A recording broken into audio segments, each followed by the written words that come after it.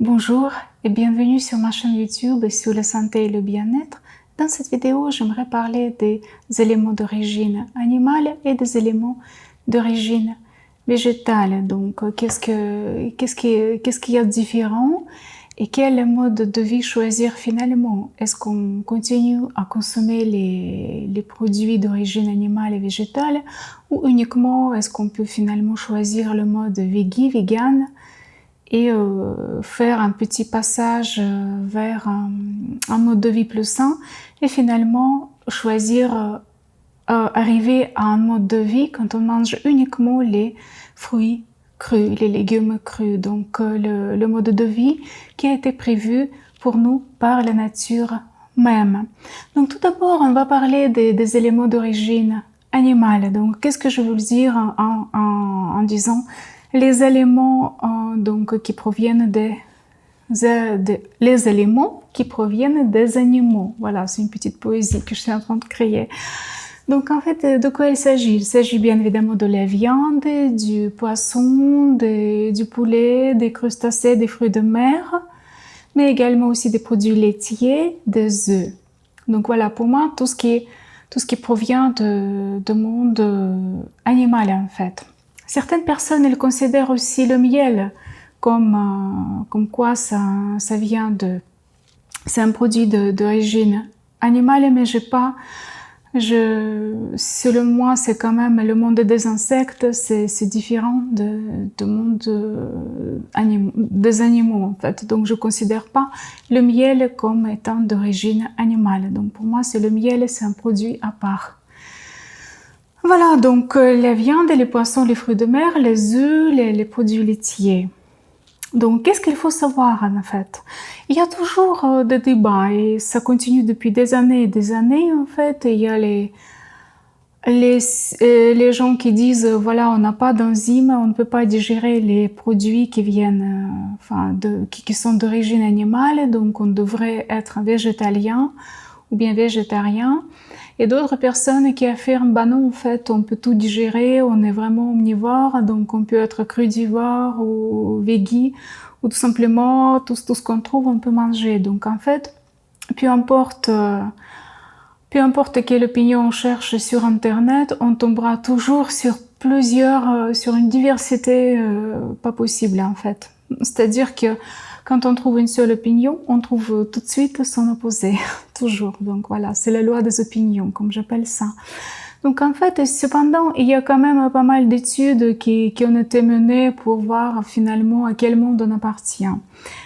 Et à mon avis, l'étude qui donne l'avis le plus exact, c'est l'étude qui dit que l'homme, finalement, c'est un chasseur-cueilleur. Donc, ce qui lui correspond le mieux, c'est les fruits et les légumes crus, bien évidemment, les noix, et un petit peu de temps en temps, peut-être de la viande, de poisson, du lait, voilà. Donc, mais pourtant, tout le monde est d'accord qu'on est quand même que l'être humain se positionne quelque part entre les carnivores et les herbivores. Donc on ne peut pas être comme des vaches, c'est-à-dire on ne peut pas manger de l'herbe parce qu'on n'a pas le système digestif qui est prévu pour digérer uniquement de l'herbe. Et pourtant, il y a quand même des cas, des exemples qui prouvent le contraire. Par exemple, j'ai entendu parler d'un Indien en Inde qui un jour, on ne sait pas trop pourquoi, mais il était dans un parc, il a goûté de l'herbe et ça lui a tellement plu qu'il a continué à manger de l'herbe. Donc les jardiniers le connaissent, dans des parcs, il mange que ça et il vit très bien, il paraît. Donc voilà, comme quoi on ne sait pas trop, on ne peut pas vraiment affirmer que ce soit. Donc comme quoi ça reste encore une approche individuelle. Disons que notre système digestif, déjà, il ressemble pas au système digestif d'un carnivore. Donc, si on prend un tigre, un lion et on compare, donc on n'est pas conçu de cette façon. Donc, on n'a pas le système digestif comme celui d'une vache, d'une chèvre, mais bon, comme carnivore non plus. Donc, nos intestins sont beaucoup plus longs. Et on n'a pas d'enzymes vraiment pour digérer les produits d'origine animale. C'est-à-dire que notre corps, en fait, pendant toutes ces années, il s'est adapté, c'est-à-dire qu'il arrive quand même à digérer partiellement, Mais sinon, malheureusement, ce qui se passe, c'est que quand on consomme beaucoup de produits d'origine animale, donc on ne peut pas digérer complètement. Et ça crée beaucoup de problèmes au niveau des intestins, donc ça crée des fermentations, ça crée des inflammations et ça amène vers beaucoup de pathologies différentes, énormément. Voilà, donc pareil, les produits d'origine animale enfin elles créent, c'est pas qu'elles peuvent, mais elles créent malheureusement des déchets. Et aussi, ce qui est mauvais, en fait, c'est que leur digestion crée des toxines, en fait. Donc, il y a plein de toxines suite à la dégradation des protéines. Donc, pour nous, consommer beaucoup de protéines, c'est très dangereux. Disons que moi, par exemple, quand c'était en 1997, donc ça date maintenant, c'était là où j'ai décidé de devenir végétarienne, en fait.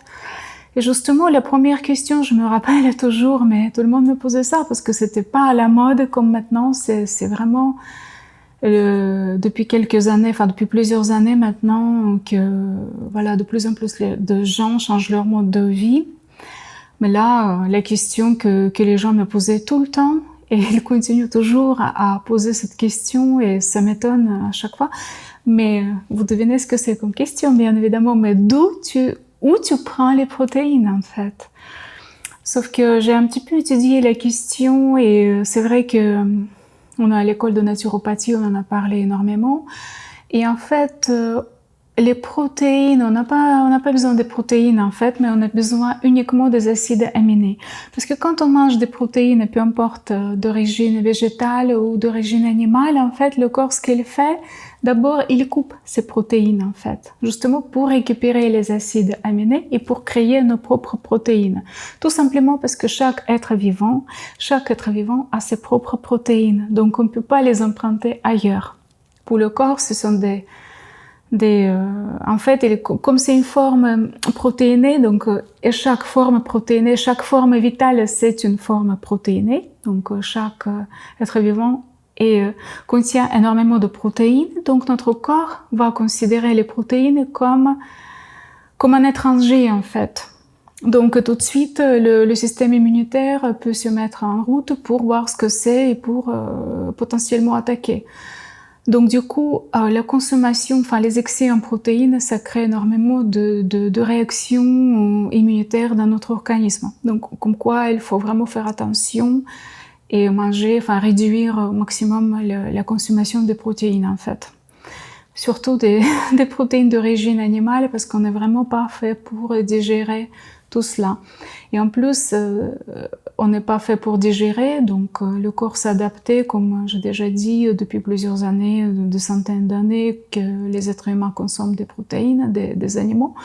Mais par contre, lors de la digestion, quand même, ça crée énormément de toxines, ça crée énormément de problèmes. Et ça endommage beaucoup notre flore intestinale. Donc voilà, malheureusement, donc il y a des bactéries comme les bactéries qui sont considérées comme pathogènes qui arrivent dans notre organisme pour pouvoir manger tout ça. Et en fait, je considère que l'être humain, il n'a pas vraiment d'ennemis dans la nature. Donc toute bactérie, tout virus, toute forme virale ou bactérienne qui arrive dans notre corps, ça veut dire on l'attire en fait. Donc ça veut dire qu'il y a quelque chose qu'on peut lui offrir. Donc la bactérie, elle vient et elle finit, on va dire, elle finit les restes en fait. C'est-à-dire que comme notre corps, il peut pas digérer complètement les protéines animales, donc du coup c'est les bactéries qui font ça, sauf que elles aussi en fait, ces agents, ces bactéries, donc ces organismes qui commencent à habiter dans nos intestins, malheureusement, suite à la dégradation du reste, on va dire, protéiné, ils créent aussi pas mal de dégâts, donc les inflammations, fermentations, pareil. Les odeurs, les mauvaises odeurs, donc tout le monde les connaît, que les gens qui mangent beaucoup de protéines, ils ont une odeur particulière en fait. Donc c'est assez désagréable. Et tout ça prouve qu'il y a un processus de fermentation. Donc, et il y a, malheureusement, il y a pas mal de toxines suite à ça.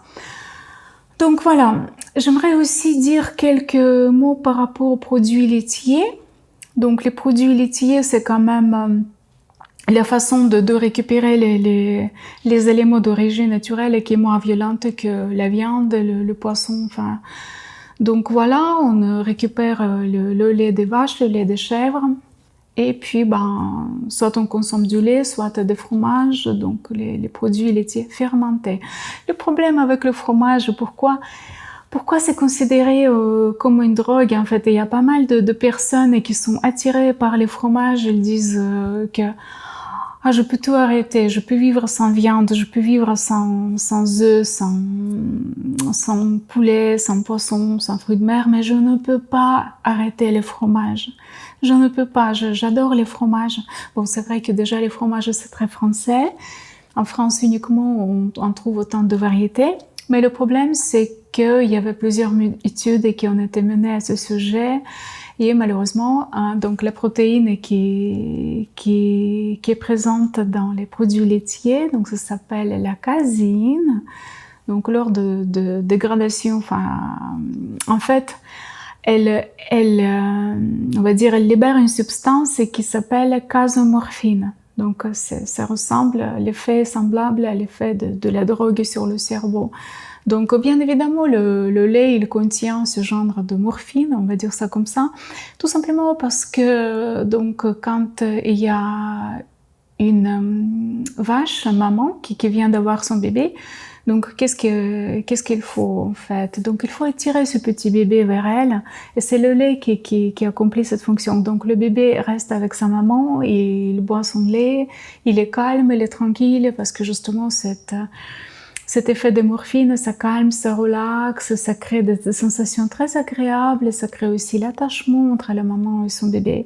Donc c'est pour ça les personnes, les gens, les êtres humains, même adultes, ils continuent toujours à être un petit peu dépendants des fromages.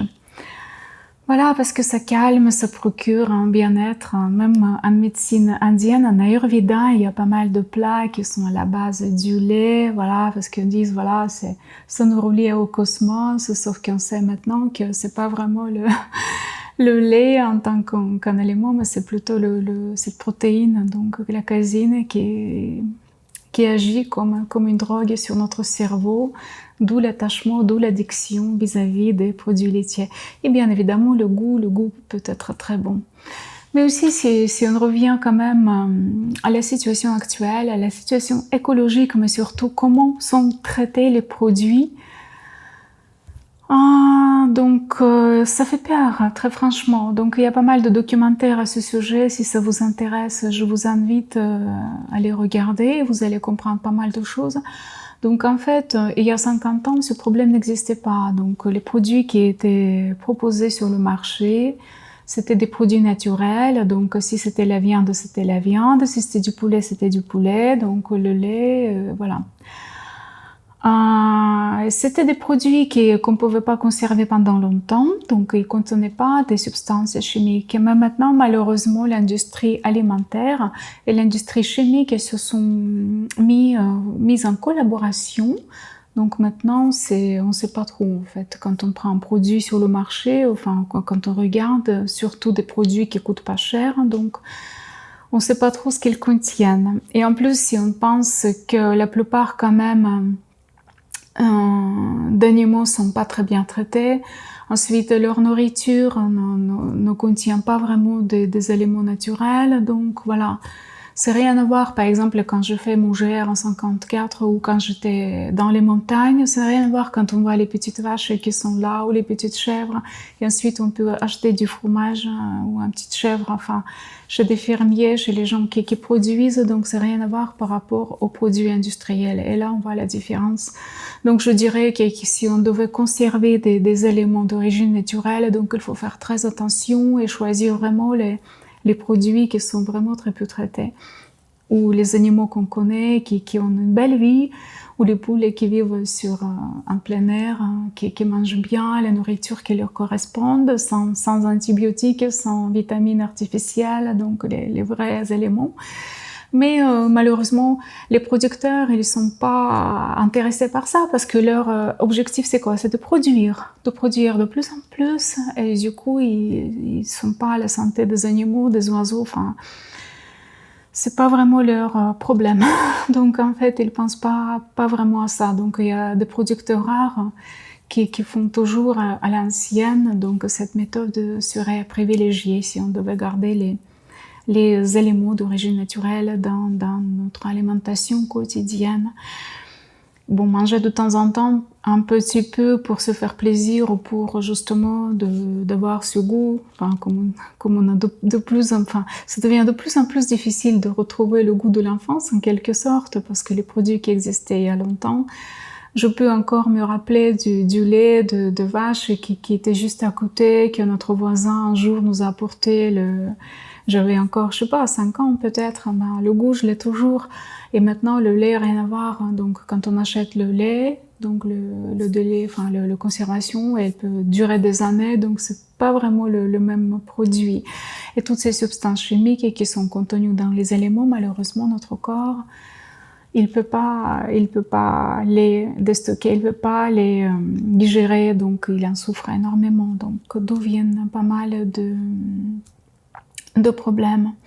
Bien évidemment, quand on prend la décision de devenir végétarien ou végétalien, donc on se dit bon, je veux pas être pressé, je vais faire ce passage petit à petit, doucement, étape par étape. Et la première chose, c'est qu'on peut arrêter de consommer tout ce qui est produit d'origine animale et me garder juste le fromage de chèvre, par exemple, qui est considéré comme un produit qui nuit le moins possible à notre organisme. Et aussi les jaunes d'œufs crus, idéalement. Parce que le blanc d'œuf, en fait, ça contient rien. C'est la colle pure. Il paraît que même, il y a longtemps, il y a des années, dans le bâtiment, en fait, les gens utilisaient les blancs d'œufs pour pouvoir coller, pour construire les édifices qui donnaient toutes les tempêtes. Donc voilà, comme quoi le blanc d'œuf, c'est pour protéger le jaune, mais le jaune, il contient tout, il contient toutes les vitamines. En fait, l'œuf, il contient tout ce qu'il faut pour être... Enfin, le jaune d'œuf, il contient toutes les vitamines, tout en fait, justement pour la santé. Donc tant qu'on n'a pas encore appris à tout récupérer des fruits, donc on peut garder quand même les jaunes d'œufs pendant plusieurs mois, pendant plusieurs années, tant qu'on se rééduque en fait pour profiter des fruits. Voilà, donc maintenant on va parler des éléments d'origine végétale. Donc il y en a beaucoup, il y a tout ce qui est fruits crus, les légumes, il y a les noix, noisettes, les amandes, ensuite il y a des graines, il y a également des légumineuses. Donc voilà, je vais dire quelques mots à propos de tout cela. Déjà, ce qu'il faut savoir, c'est que en fait, certaines personnes ils considèrent le mode de vie vegan et végétalien comme un mode de vie qui apporte pas mal de carences, pas mal de problèmes. Et vous savez pourquoi? Tout simplement parce que les personnes, un jour, elles décident, voilà, j'ai ma santé qui commence à se dégrader. Je pense que c'est dû à mon alimentation, donc je vais changer. J'ai entendu parler que les végétariens, leur santé est meilleure, donc elles vivent plus longtemps. Et j'aimerais également tester ce mode de vie, j'aimerais devenir végétalien. Ils changent de jour au lendemain leur régime, donc en fait, ils commencent à manger beaucoup de légumes cuits principalement. Donc des pains, des pâtes, du riz, enfin des lentilles, etc. Mais le problème, c'est que comme elles ont plus de vitamines et de minéraux qu'ils arrivaient à avoir avant avec les produits d'origine animale, en fait, donc là, tout d'un coup, il y a des mois qui passent, il y a parfois des années et tout de suite, et avec le temps, la personne peut devenir carencée. Donc, il y a un manque de certaines vitamines, de certains minéraux. Tout simplement parce que la nourriture en fait qui est consommée la plupart du temps reste cuite. Et donc la nourriture qui est cuite et les éléments qui sont cuits, ils ne contiennent pas de vitamines, ils ne contiennent pas de minéraux que notre corps peut prendre pour justement construire, pour profiter justement de ces vitamines, des minéraux, tout simplement parce que quand la cuisson détruit en fait tout ce qui est bien en fait dans l'aliment. Et du coup, par contre, ce qu'il faut quand même dire que les légumes cuits, par exemple, ça crée des déchets, aussi ça crée de la colle, enfin, comme des produits d'origine animale, mais sauf que c'est une colle qui ne contient pas des toxines. Mais cependant, la colle, en fait, elle reste collante, donc c'est un déchet colloïdeux, on appelle ça sinon. Et donc, en fait, lors de la digestion, qu'est-ce qu'elle fait la cuisson? La cuisson, elle détruit les fibres, en fait. Et notre flore intestinale, elle a besoin de ces fibres, justement, pour être en bonne santé. Et donc, du coup, on n'est pas fait non plus pour, justement, digérer les légumes et les fruits cuits. Donc, le corps, voilà, il y a pas mal de colle qui se forme. Et ça bouche les intestins et ça bouche en fait, mais c'est pas assimilé parce qu'on ne sait pas trop quoi en faire. Et du coup, puis ce qui se passe, c'est que la colle quand même, elle arrive à pénétrer les petites parois très fines des intestins et ensuite le colle il se répand dans tout l'organisme. Donc si la colle s'accumule dans des poches, dans les poumons, ça crée des inflammations et ensuite ça crée des bronchites, des pneumonies. Donc voilà, on essaie de recracher tout ça. Donc le corps essaie de se délibérer de ces toxines, enfin de ces déchets en fait collants. Et ensuite, voilà. Mais le pire, bon, ça c'est pas bon du tout. Mais aussi ce qui se passe quand on mange des légumes cuits, en fait, c'est que ça crée aussi des sels qui sont pas solubles. Pour illustrer ça, l'exemple qui vous parlerait le plus, je pense, ce serait la rigidité chez les personnes âgées. Donc, imaginez un petit bébé qui est né. Il est tout souple, en fait. Les petits enfants, ils sont très souples. Ils peuvent faire toutes les postures de yoga sans aucun problème, en fait. Voilà. Donc, ils sont très, très, très, très souples. Et puis, ce qui se passe, et les gens pense que c'est normal, qu'avec les années, le corps devient de plus en plus rigide, en fait. Il perd cette souplesse. Mais pourquoi? Parce que, tout simplement, en fait, quand on mange des éléments cuits, justement, la dégradation de ces fibres, en fait, ça crée la dégradation aussi des acides qui sont contenus dans les fruits, donc ça crée malheureusement ces sels qui ne sont pas solubles. Et les sels s'accumulent dans les articulations, donc voilà, et dans des os aussi, donc voilà, et dans les cartilages. Et du coup, c'est ça qui fait en sorte qu'on ne peut plus bouger comme avant, en fait. Et plus on avance dans l'âge, du coup, plus on accumule de sel et moins on est capable de bouger le corps. C'est pour ça qu'on entend des fois, si on commence à prendre les cours de yoga par exemple, et on reprend le sport, et ça craque partout. Justement, l'articulation n'arrive pas à bouger normalement, parce que justement, elle est bouchée par les selles qui sont là. Donc voilà, c'est ça le danger qui provient des aliments cuits en fait. Déjà, on ne reçoit pas les vitamines et les minéraux qu'on devrait, et en même temps, on continue à boucher notre corps, donc il continue à accumuler les déchets, et tant qu'il y a de l'énergie vitale, il nous crée des crises d'élimination. Et puis, si jamais après, l'énergie vitale, elle s'en va, après, voilà. C'est des maladies, des pathologies fonctionnelles qui peuvent s'installer, dont je parlais dans la vidéo précédente.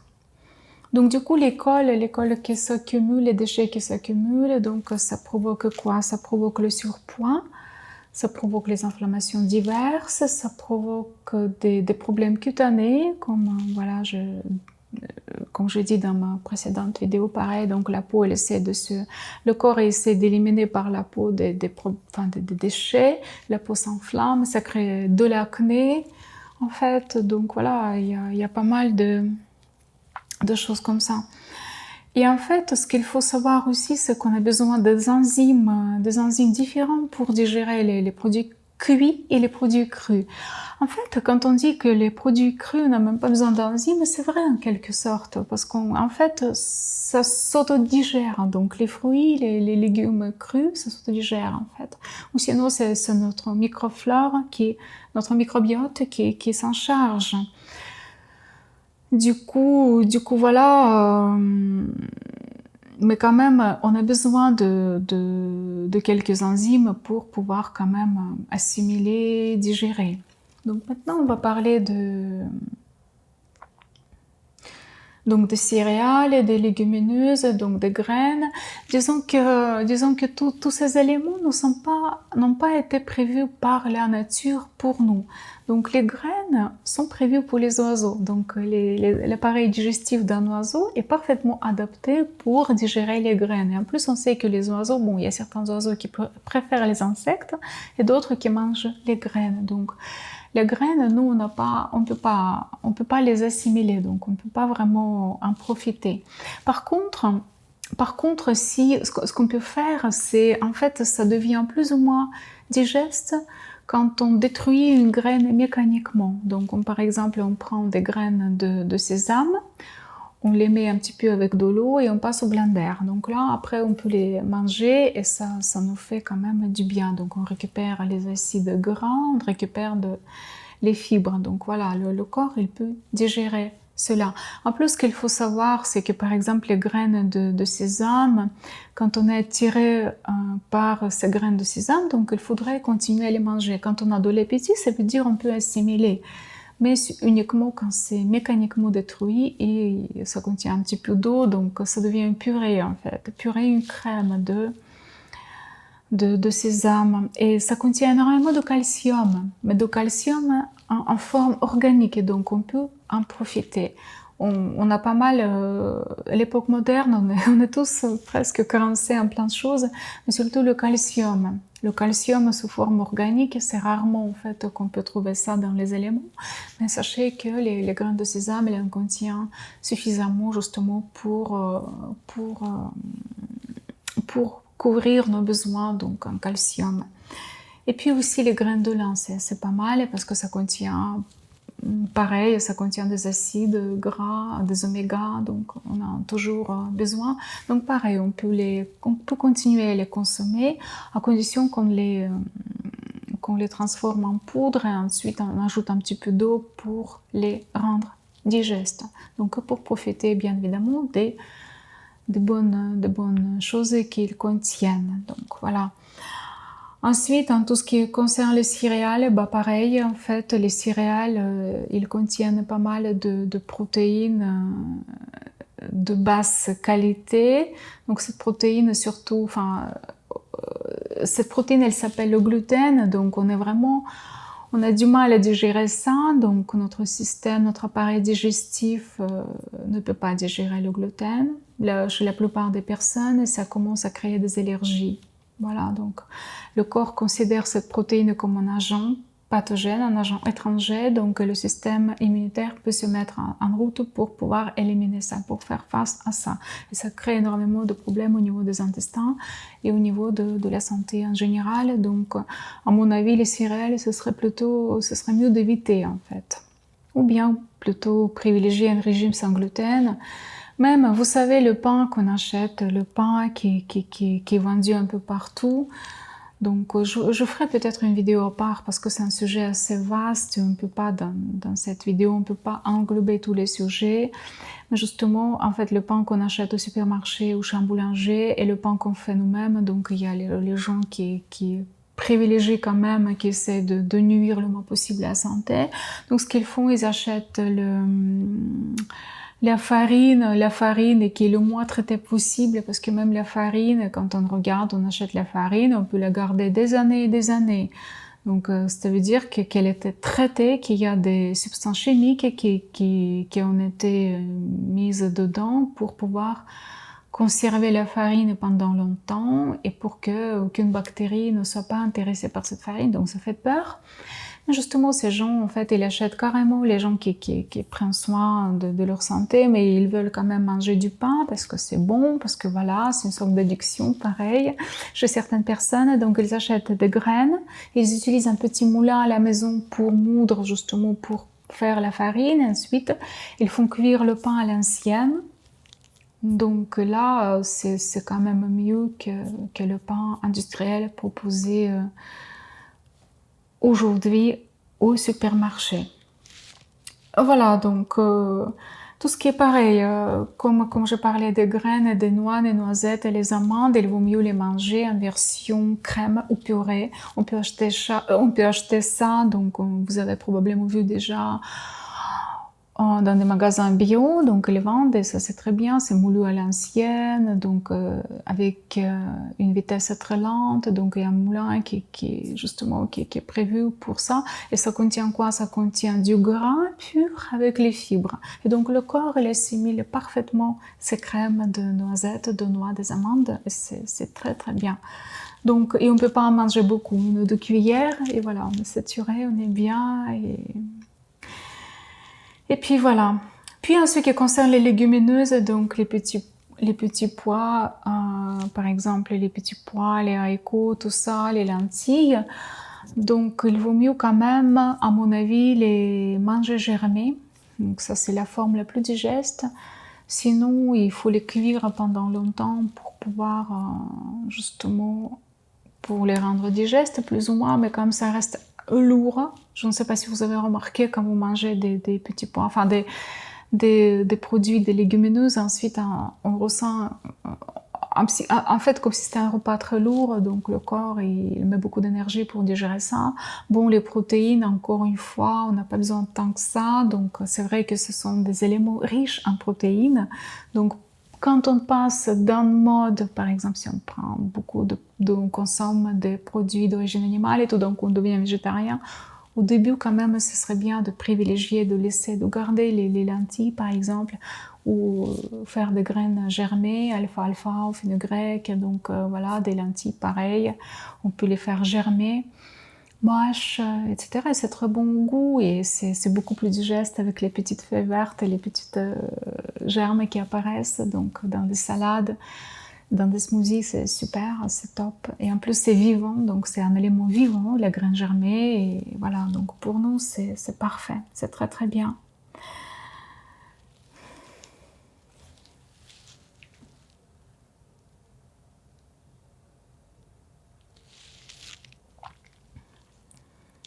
Voilà, et maintenant, donc, j'aimerais dire quelques mots concernant les différences entre les fruits et les légumes. Est-ce que vous connaissez cette différence? Qu'est-ce que c'est un fruit et qu'est-ce que c'est un légume en fait? Souvent les gens ils disent bah, les fruits c'est sucré et les légumes c'est pas sucré. Mais cependant, en fait, ce qu'il faut savoir, et je préfère cette définition d'un fruit. Donc les fruits c'est quelque chose que la plante à créer pour quelqu'un d'autre, pas pour elle-même. Donc le fruit contient quoi? Les graines. Le fruit est fait, il est là pour donner la vie, pour que la plante continue à exister. Donc elle procrée les fruits. Voilà, donc les fruits, ça peut être, les fruits, les tomates par exemple, les concombres, ce sont des fruits, les poivrons, ce sont des fruits, les avocats, ce sont des fruits. Et les légumes, donc les légumes, c'est quoi? Les légumes, c'est quelque chose, ça fait partie de la plante même, donc elle a fait ça pour elle, soit c'est des racines, soit c'est des feuilles, ou carrément le tronc d'une plante. Voilà, donc ça c'est les légumes. Donc la plante, elle a fait ça pour elle-même. Donc c'est ça la différence. La différence également, c'est dans la digestion. Donc les fruits, quand on est habitué à les manger, donc on les digère parfaitement, ils n'encrassent pas notre organisme. Et normalement, quand notre flore intestinale est en bonne santé, donc on récupère tout ce que le fruit contient, et comme ça couvre tous nos besoins en tout ce qu'il faut, en vitamines, en minéraux, donc en oligo-éléments, etc. Par contre, les légumes, la différence, c'est que le corps, il ne peut pas digérer ça. On n'a pas d'enzymes parce qu'ils contiennent des fibres, en fait, les fibres qui sont difficiles à digérer. Mais les légumes, pourquoi on les mange, en fait? On les mange pour nourrir notre flore intestinale. Donc, ce sont nos bactéries. Et les deux bactéries, les deux grandes classes de bactéries, de microbiote qui sont bénéfiques pour nous, ce sont des bifidobactéries et lactobactéries. Donc, elles ont besoin de ces fibres justement pour les manger. Et c'est une sorte de symbiose donc, entre les bonnes bactéries pour notre organisme et notre organisme. Donc, on offre tout ce qu'on peut à ces bactéries. Donc, le microbiote s'alimente en fait. Il mange les fibres. Il récupère les sucres des fibres et en échange, il crée donc tout ce dont notre corps a besoin. Donc, il nous nourrit en fait, notre microbiote, mais à condition que nos intestins sont en bonne santé. Donc voilà, qu'on a le bon microbiote, que nos intestins sont propres, sont réparés, donc il n'y a aucun problème. Et on a réussi quand même, grâce à l'alimentation, au mode de vie sain, à reconstruire notre flore intestinale, donc notre microbiote. Et dans ce cas-là, on a tout ce qu'il faut. Mais entre le moment quand on change d'alimentation, par exemple si on prend des produits cuits ou des produits d'origine animale qui créent des déchets de toxines, donc il faut un certain temps pour que le corps puisse se libérer de toutes les toxines, de tous les déchets. Et puis, on mange les éléments pour nourrir notre microbiote. Et donc, ça prend généralement un certain temps, le passage.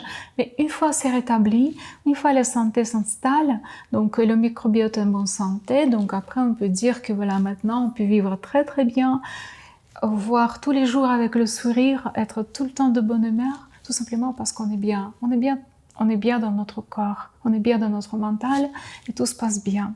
Voilà. Mais il passe quand même un petit peu de temps pour ce passage. Donc, comment faire ce passage? Je vais encore parler dans des prochaines vidéos parce qu'il y a certaines étapes à suivre. Et bien évidemment, on ne peut pas tout arrêter du jour au lendemain, donc changer brusquement. On pourrait dire que les jeunes en bonne santé, ils peuvent encore le faire parce qu'ils ont assez de force vitale, mais plus on avance dans l'âge, plus il faut faire attention à ça et rééduquer notre corps petit à petit et se dire que voilà, on n'est pas pressé, donc on a tout le temps qu'il faut, mais justement, peu importe quelle amélioration on apporte donc à ce changement d'hygiène de vie, tout sera bénéfique. Tout sera bénéfique et un jour, ça sera vraiment gagné vis-à-vis de santé, vis-à-vis de la longévité, vis-à-vis d'énergie vitale et vis-à-vis d'objectifs qu'on peut accomplir. Parce qu'on n'est pas là pour manger, on est là pour profiter de la vie, pour découvrir les choses, pour voyager, pour faire des choses difficiles, pour se fixer des challenges. Donc pour ça, on devrait quand même prendre soin, le plus grand soin de notre santé, de notre corps, de tous nos corps, de tout l'ensemble de nos corps en fait. Et puis voilà, ça se fait, c'est faisable. J'ai vu plusieurs personnes qui ont déjà réalisé ça. Pourquoi pas vous? Pourquoi pas vous? Déjà, je voulais dire aussi par rapport aux produits laitiers. Si vous avez des migraines par exemple ou des maux de tête, le premier pas, ce serait d'arrêter tous les produits laitiers. Ça peut aider. Je ne sais pas, je ne sais pas, je ne pourrais pas expliquer ça de façon scientifique. Je ne sais pas comment ça marche exactement, quel est le lien entre les migraines et les produits laitiers. Je n'ai pas encore vraiment étudié le sujet, mais je sais que ça marche. Ça marche en fait. C'est juste incroyable. Donc voilà ce que je voulais dire par rapport aux aliments d'origine animale et aux aliments d'origine végétale. Donc prenez soin de vous, prenez soin de votre santé et à très bientôt dans mes nouvelles vidéos. Je vous souhaite une très bonne journée. Ciao!